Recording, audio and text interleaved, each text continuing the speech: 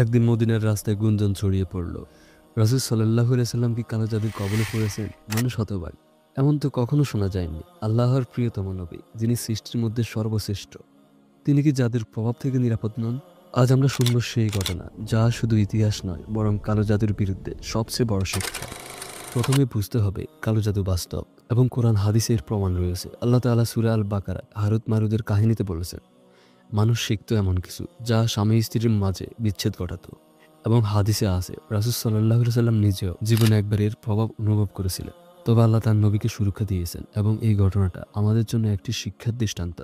ঘটনাটি মদিনা মুনাওয়ারায়। রাসূল সাল্লাল্লাহু আলাইহি সাল্লাম তখন নবুয়তের দায়িত্ব পালন করছেন, মুসলমানদের শিক্ষা দিচ্ছে। কোরআনের ওহী নাজিল হচ্ছিল নিয়মিত, কিন্তু মদিনার কিছু ইহুদি ছিল যারা রাসূলকে সহ্য করতে পারতেন না।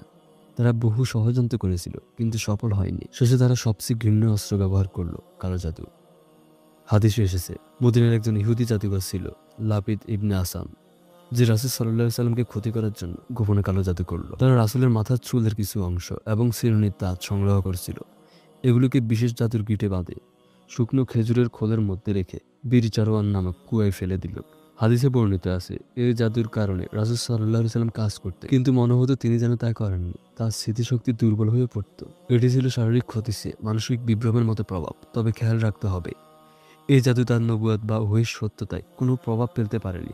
আল্লাহর নবীদেরকে ওহীতে কোনো বিকৃতি বা ভুলের শিকার হতে দেন না। এই অবস্থা কিছুদিন চলার পর আল্লাহ তাআলা রাসূল সাল্লাল্লাহু আলাইহি সাল্লামের সমাধান নাজিল করলেন। দুজন ফেরেশতা এসে তাকে ঘটনাটা জানালেন। রাসূল সাল্লাল্লাহু আলাইহি সাল্লাম ঘুমাচ্ছিলেন। তখন দুজন ফেরেশতা স্বপ্নে এসে বলল। একজন আরেকজনকে জিজ্ঞাসা করলেন, তার কি হয়েছে? অন্যজন বললেন, তার উপর জাদু করা হয়েছে। প্রথমজন আবার বললেন, কোথায় রাখা হয়েছে? দ্বিতীয়জন উত্তর দিলেন, বীর জারওয়ান কুয়ার মধ্যে। রাসূল সাল্লাল্লাহু আলাইহি সাল্লাম এরপর সাহাবীদের সাথে কুয়ার কাছে গেলেন। হাদিসে আছে, কুয়ার পানি তখন লালচে হয়েছিল আর চারপাশে খাজুর গাছের ছায়া ছিল। তিনি সাহাবাদের কুয়ার পানি ফেলে দিতে বললেন। পরে কুয়ার ভেতর থেকে সে জাদুর বস্ত্রটি বের করলো, যার মধ্যে ছিল চিরুনি, চুলের গোছা এবং গিটে বাঁধা সুতো ছিল। এই ঘটনার পর আল্লাহ তাআলা রাসূল সাল্লাল্লাহু আলাইহি সাল্লামের কাছে সূরা ফালাক ও সূরা নাস নাজিল করলেন। এই দুই সূরা পড়ার সাথে সাথে প্রতিটি গিট খুলে যাচ্ছিল এবং তার অসুস্থতা দূর হতে লাগলো। শেষ গিট খোলার সাথে সাথে রাসূল সাল্লাল্লাহু আলাইহি সাল্লাম সম্পূর্ণ সুস্থ হয়ে গেলেন।